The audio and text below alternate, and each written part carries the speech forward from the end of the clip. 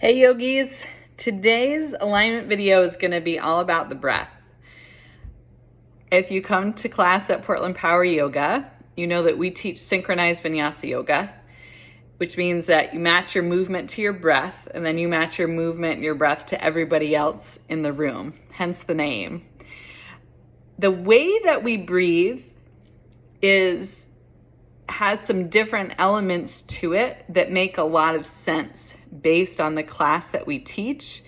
And they also make a lot of sense physiologically. Kind of breath that we use is called Ujjayi breath. It's a diaphragmatic breath done in and out through your nose with sound. So there's a lot going on. The first thing is using your diaphragm to breathe instead of your face. So instead of having your breath kind of up here or in and out through your nose, takes all of your awareness. So getting used to using your diaphragm to breathe, and we're going to look at that in a minute, takes some getting used to. Breath work, just like yoga, just like anything else, is a learned skill. So it's not that your breath is a certain way and it's however you were born with it, the way it is, completely unconscious to you. It's not that however you breathe is how you breathe. Your breath can either be completely controlled by you when you want it to be or completely uncontrolled, and you'll still be ticking, which is great. So we got the diaphragm that we use, the control of the breath, and we use our diaphragm to breathe in and out through our noses. This can be tough if it's something that you're not used to, but if there's anything else that you do, this is it. Day-to-day walking around mouth breathing is not physically beneficial. It's actually pretty detrimental. The first thing that it does is that it turns on your sympathetic nervous system. So it sends a signal to your brain that things aren't okay. That's the fight or flight part of your nervous system when you breathe with your mouth open. So learning how to breathe with your diaphragm in and out through your nose is a great way to keep everything Gucci. All right. I did this a little bit in basics on Saturday. I thought it would be a good way for you to get used to being able to breathe with your diaphragm. A lot of what we see in class, we try to coach people on, we say breathe in and out through your nose, looks something like this. Oh, Jesus. Excuse me, which is not, a recipe for vitality in a yoga class, breathing like that. If you press your tongue to the roof of your mouth, not just the tip of your tongue, but most of your tongue to the roof of your mouth, it's going to open up your airway. Keep your chin, right? So we work on neutral alignment with your body.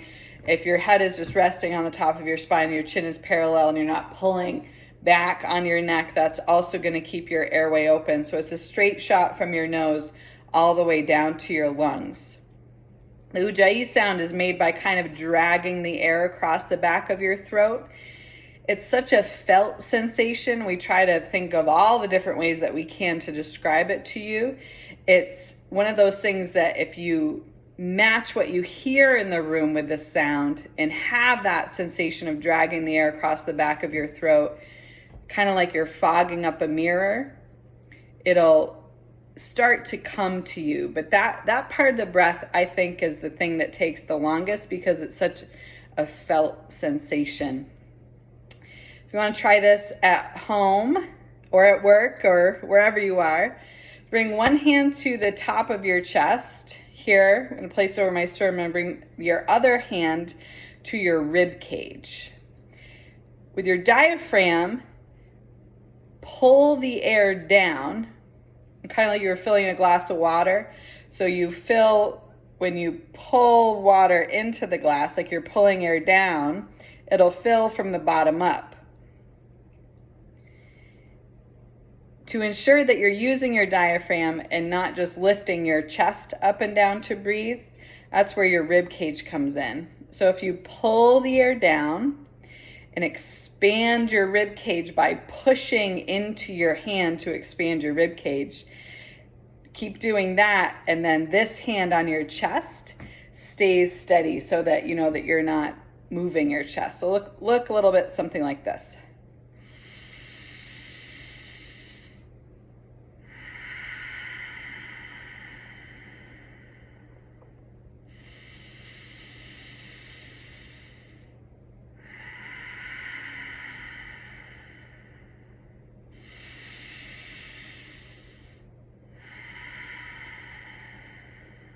So I'm expanding my rib cage laterally without pumping my shoulders up and down. With my hand, my face stays totally relaxed because I had my tongue glued to the roof of my mouth. This can be done also lying down, might be easier for you, standing up or sitting, especially if it's new for you. But try that out. Let me know that if it works for you, or let me know if you have any questions.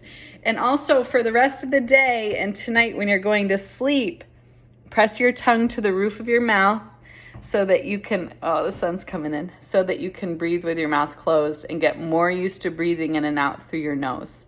That sensation, if you're really used to mouth breathing, might feel panicky at first, but easy does it. Try it one breath at a time and let us know.